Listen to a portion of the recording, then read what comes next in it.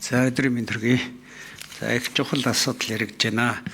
Хөгжлийн бэрхшээлтэй иргэдийн орон сууцны асуудал бас яригдж байгаатай зэрэгцээд бас сургуулиудын асуудлыг бас та бүхэнд бас ханднаа гэж ингэж бодож байна. Сургуулиудад бас энэ хөгжлийн бэрхшээлтэй хүүхдүүдийн сурах тал орчны асуудал бас нэлээд одоо чухлаар яригдж байгаа.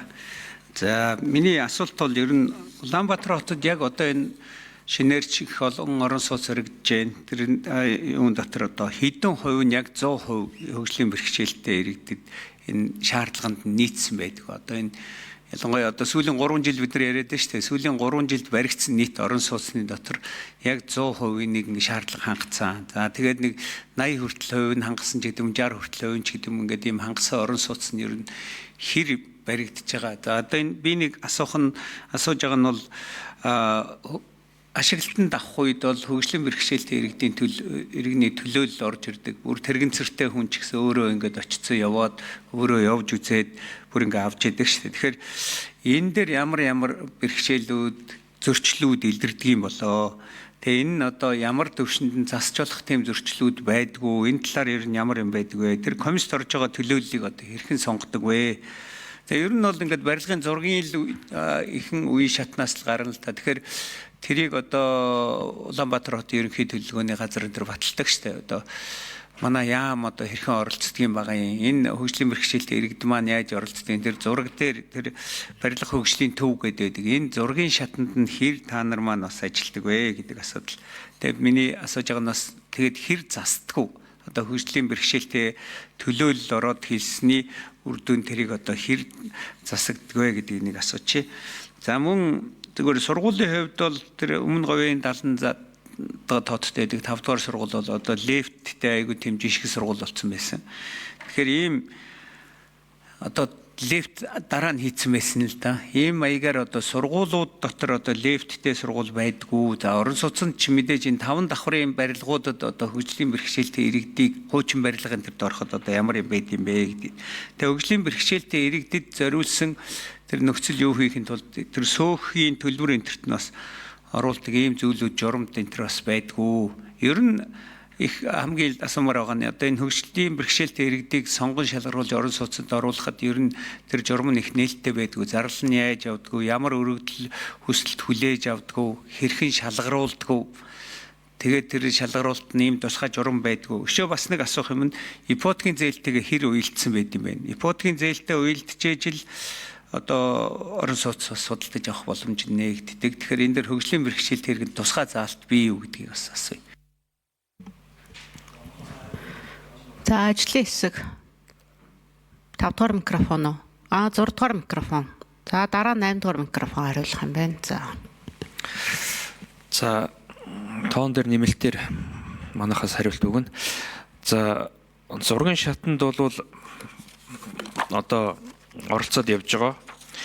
За өнгөрсөн хугацаанд бол нийт одоо барилга байгууламжийн хөгжлийн бэрхшээлтэй иргэний хүртээмжийг төлөвлөх гээд 35.01.22 гэдэг барилгын нормын дөрмийн дагуу орон тооны бус одоо экспертүүд бол 1367 одоо барилга байгууламж дээр хяналтыг тавьж ажилласан байдаг. За хөгжлийн бэрхшээлтэй иргэдийг энэ барилга хүлээж авах комиссээр бол ажиллаад явж байгаа. Сүүлийн үед яг манай яг салбарын дэд комиссээр бол хөгжлийн бэрхшээлтэй иргэд өөрсдөө комиссээр ормоор байна. Яг хөгжлийн бэрхшээлтэй иргэдийг төлөөлж байгаа төрийн байгууллагууд нь ингээд комиссд ороод байна гэдгийг бас одоо өргөдлөх юм уу? Гомдол мэдүүлсэн.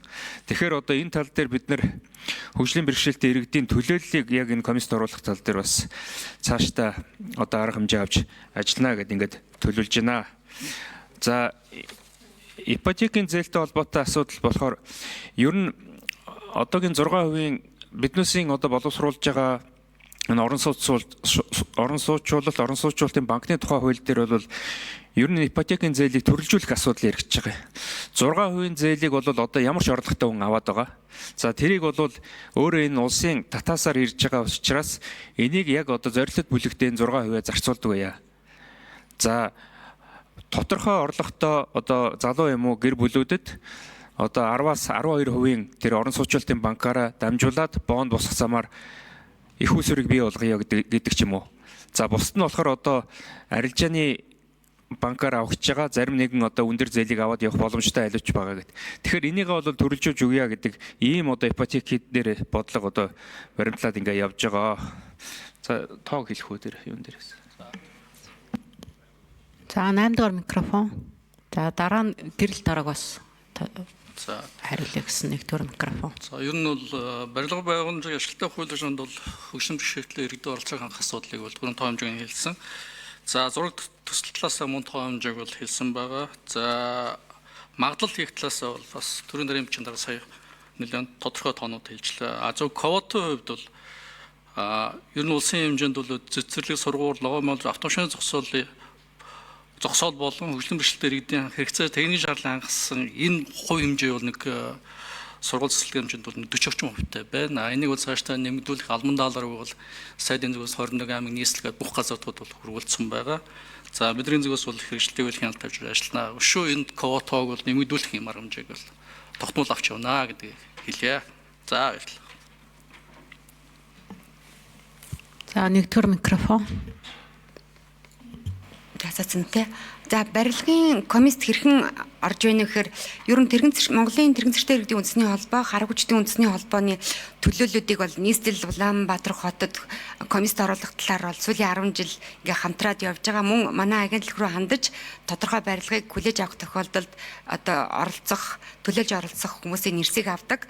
За бид нар цаашдаа энэ яг барилгын комист ороод явхад ямар бэрхшээл тулгарч байна гэхлээр жишээлх юм бол нөгөө нэг маягийн зургаар өрхийн имлэг баригдах тохиолдол байдаг. За 3 давхар сургууль баригдахад лефт хийгдэггүй, анханасаа зурган дээрээ тусгагдаагүй гэх мэт асуудлууд гардаг. За энэ дээр бол одоо шаардлага хөргүүлэхэд хэрэгжих боломжгүй. Бусад тохиолдолд шаардлага өгөөд бас тодорхой сайжруулалтыг бол хийгээд явдаг байгаа. Одоо энэ комист орж ажиллах хүмүүсийн чадварыг сайжруулахын тулд агентлагийн зүгээс одоо тодорхой сургалтын модуль хөтөлбөр гаргаад яг энэ комист орж ажиллах хүмүүсийг илүү чадахжуулж мэрэгшүүлэх, бусад аймаг орон нутгатайгаа хүмүүсийг бас чадахжуулах энэ ажлыг яг хийгээд эхлээд явж байгаа. Цаашдаа энэ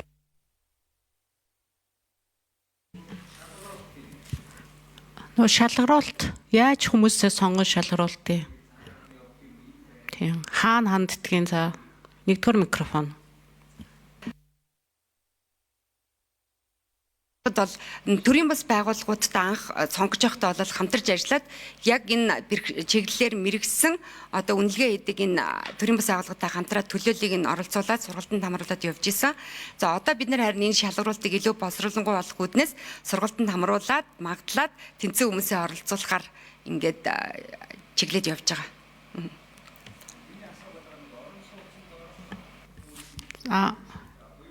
Гал одрох гишүүн тодруулах за.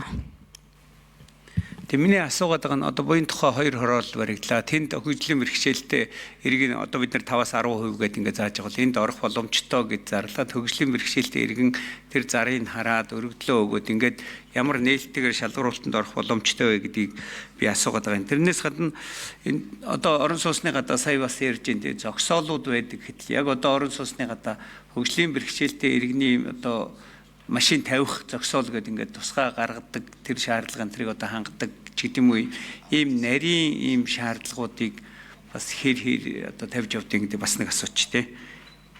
Энэ бол одоо ихэнх байранд байхгүй байгаа.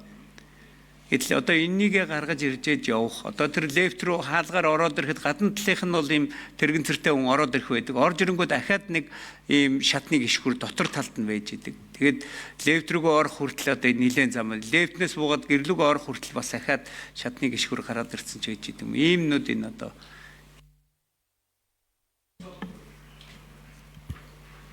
за 8 дугаар микрофон хариулах.